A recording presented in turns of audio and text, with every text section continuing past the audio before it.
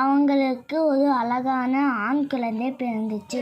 அந்த குழந்தை கொஞ்சம் கொஞ்சமாக வளர்ந்து கல்வி, ஆயுத வித்தை, நல்லொழுக்கம் ஆகிய அனைத்திலும் திறமையான ஆளாக வளர்ந்தான்.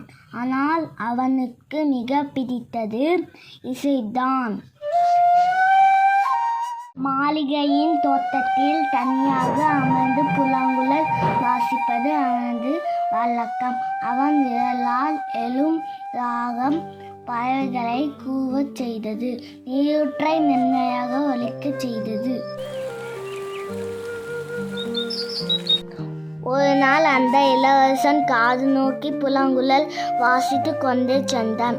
அங்கே இருந்த விலங்குகள், மான், யானை, மயில் எல்லாமே அவன் இசை கேட்டு இருக்க ஆரம்பித்தன.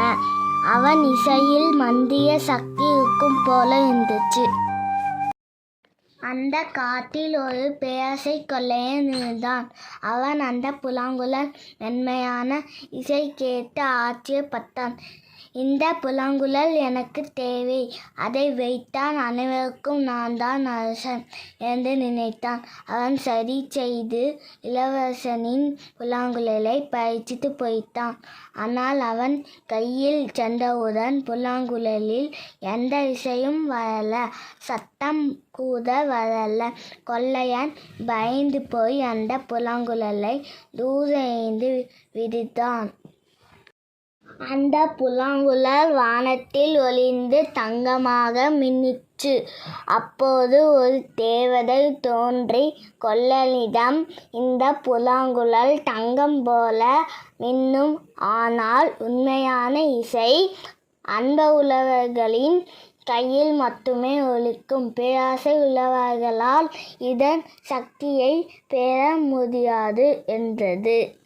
தேவதை புல்லாங்குழலை இளவரசனிடம் கொடுத்தது. இளவரசனிடம் தூய்மையான அன்பு இருப்பதால் இசை மீண்டும் ஒலிக்க தொடங்கியது. பிறகு மன்னனும் மந்திரிகளும் அந்த புல்லாங்குழல் இசையை கேட்டு வியந்தனர். எங்கள் நாட்டில் குடிமக்கள் அனைவரும் அமைதி, ஆனந்தம் அளிக்கவே இந்த புல்லாங்குழல் வந்திருக்க வேண்டும் என்று மன்னர் அறிவித்தார். அரங்கத்தின் ஒவ்வொரு நிகழ்ச்சியிலும் இளவரசன் தங்க புல்லாங்குழல் வாசித்து மக்களை மகிழ்ச்சி அடைய வைத்தான். அப்போது அந்த தங்க புல்லாங்குழல் இசை எப்போதும் உண்மையான அன்பும் கருணையும் கொண்டவர்களுக்கு உயிர் துடிப்பு அளிக்கும் கருவியாக ஆனது. பேராசை, அகந்தை கொண்டவர்களுக்கு அதை எந்த விதத்திலும் பயன்படுத்த முடியாது.